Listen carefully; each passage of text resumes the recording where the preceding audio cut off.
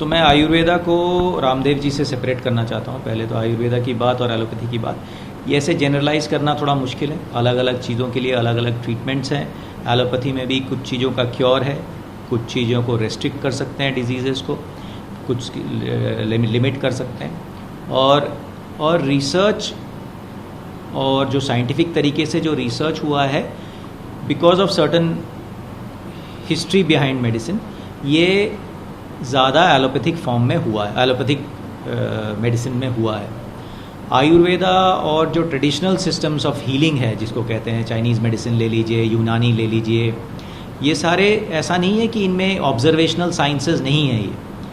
ये ऑब्जर्वेशन से लोगों ने ओवर द ईयर्स कुछ चीज़ें डिराइव की है, सोची हैं, क्योंकि पहले भी लोग बीमार पड़ते थे एलोपैथी आने के पहले, और ट्रीटमेंट होती थी कुछ हद तक।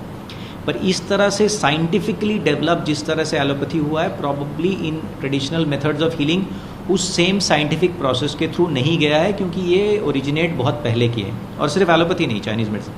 ये कहते हुए भी अब पर ऐसी भी मेडिसिन्स हैं जो हमारे एलोपैथी में आया हुआ है, जो ट्रेडिशनल मेथड्स ऑफ हीलिंग से आया हुआ है। आप क्विनीन देख लीजिए, आर्टिसुनेट देख लीजिए, चाइनीज़ मेडिसिन से आया है। क्विनीन साउथ अमेरिका से आया हुआ है, डिजिटालिस यूरोप से आया हुआ है। तो बड़े अलग अलग आयुर्वेदा से भी मेडिसिन आए हुए हैं। तो ऐसा नहीं है कि कुछ मेडिसिन ऐसे नहीं हो सकते हैं जो आगे चल के यूज़ हो सकते हैं एलोपैथिक फॉर्म एक करने के, बट एक साइंटिफिक प्रोसेस चाहिए।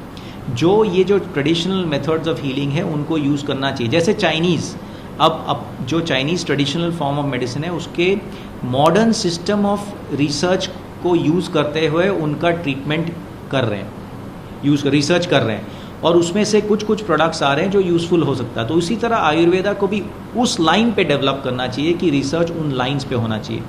सिर्फ ये कहना कि ये एलोपैथी ऐसा करता है और आयुर्वेद ऐसा करता है, उससे कोई एक्चुअली नॉलेज नहीं जनरेट होता है। रही बात अलग अलग लोगों की, आयुर्वेदा में भी जैसे एलोपैथी में कुछ ट्रेंड लोग हैं, वेल रेड लोग हैं, वैसे रहे हैं, और कुछ क्वैक्स एलोपैथी में भी है, आयुर्वेदा में भी है।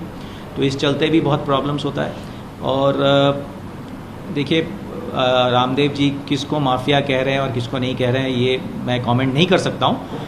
पर ये सारी चीज़ें ना ही बोले तो अच्छा है। अपना जो ट्रेडिशनल, जो आयुर्वेदिक फॉर्म ऑफ मेडिसिन है, इसको यदि वो रिसर्च और तरीके से प्रूव कर पाएँ तो ये बहुत अच्छा रहेगा, ये ह्यूमन बेनिफिट के लिए होगा।